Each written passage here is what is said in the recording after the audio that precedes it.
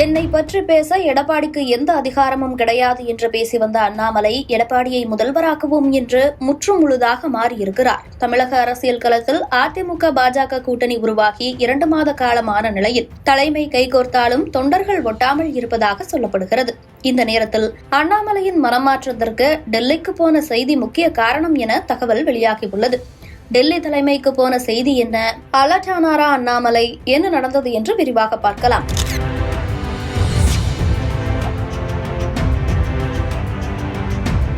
2021ஆம் ஆண்டு நடைபெற்ற சட்டமன்ற தேர்தலில் அதிமுக பாஜக கூட்டணி அமைத்து போட்டியிட்ட நிலையில் 2023 வாக்கில் கூட்டணியில் குழப்பம் ஏற்பட்டு அது முறிவில் சென்று முடிந்தது.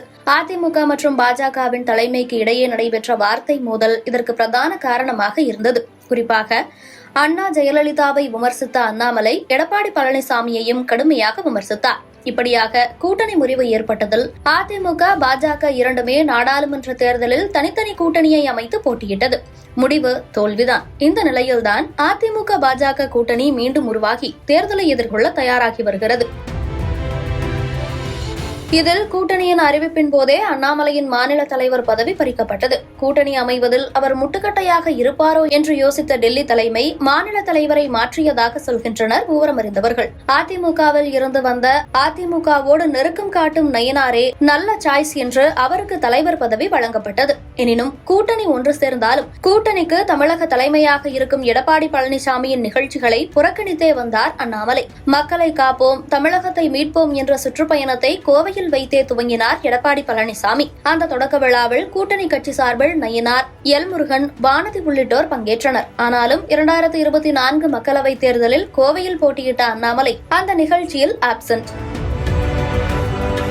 அதே நேரம் எடப்பாடியின் எந்த நிகழ்ச்சியிலும் பங்கேற்காமல் இருந்து வந்தார். இப்படியே சென்ற நிலையில்தான் சமீபத்திய அவரது பேச்சுகள் தொண்டர்களிடையே கவனம் ஈர்த்ததோடு புருவத்தையும் உயர்த்த வைத்துள்ளது. ஆம், சில தினங்களுக்கு முன்னதாக அமித்ஷா தலைமையில் நெல்லையில் நடைபெற்ற பாஜக பூத் கமிட்டி கூட்டத்தில் முக்கிய விடயத்தை கூறினார் அண்ணாமலை. 2026 தமிழ்நாட்டில் அமையப்போவது கூட்டணி ஆட்சி என்று அமித்ஷா பேச எடப்பாடியை முதல்வராக்குவதே என்டிஏ தொண்டர்களின் வேலை என்று முழங்கினார் அண்ணாமலை. அதோடு கடந்த சில நாட்களாக வார்த்தைக்கு வார்த்தை எடப்பாடி பழனிசாமியை அண்ணன் என்று விളിக்கிறார் அண்ணாமலை.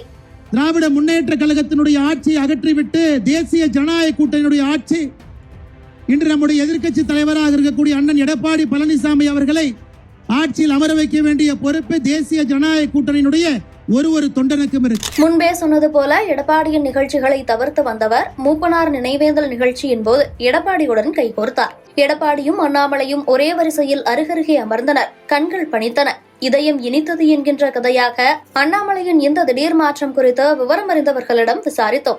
பாஜகவின் தமிழக தலைமை மாற்றப்பட்டது, அதிமுக பாஜக கூட்டணி அமைந்தது என்ற முக்கிய தருணங்களில் தனி டீமை வைத்து கூட்டணிக்குள் சிக்கலை உருவாக்கும் விதமாக அண்ணாமலை செயல்பட்டதாகவும் இந்த செய்தி டெல்லி தலைமையின் காதிற்கு சென்றதாகவும் சொல்லப்படுகிறது. அண்ணாமலையிடமிருந்து பதவி பறிக்கப்பட்ட போது அவருக்கு ஆதரவாக பாஜகவிற்குள்ளே கோஷம் எழுந்ததை பார்க்க முடிந்தது. அதோடு நயினார் தலைமையை கேள்விக்குறியாக்கும் விதமாக அவரது வார் ரூம் செயல்பட்டதாக நயினார் அபிமானிகளால் குற்றம் சாட்டப்படுகிறது.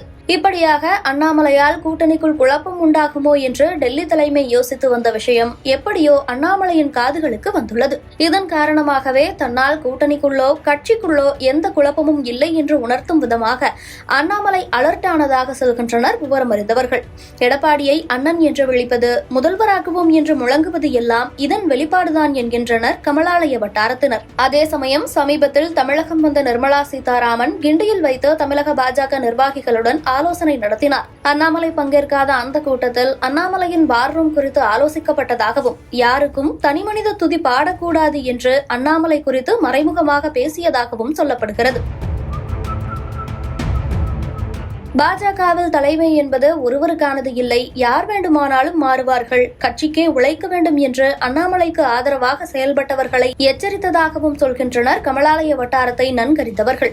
ஆக 2026 இலக்காக வைத்து உருவான அதிமுக பாஜக கூட்டணி எந்த நேரத்திலும் சிதைந்துவிடக்கூடாது என்பதில் பாஜக தேசிய தலைமை கவனமாக இருக்கிறது. தன்னால் எந்த பிரச்சனையும் வராது என்பதை உறுதி செய்ய அண்ணாமலையும் மெனக்கெடுவது பட்டவர்த்தனமாக தெரிகிறது. 2026 களம் அதிமுக பாஜக கூட்டணிக்கு கை கொடுக்குமா என்பதை 7 மாத காத்திருப்பே உணர்த்தும்.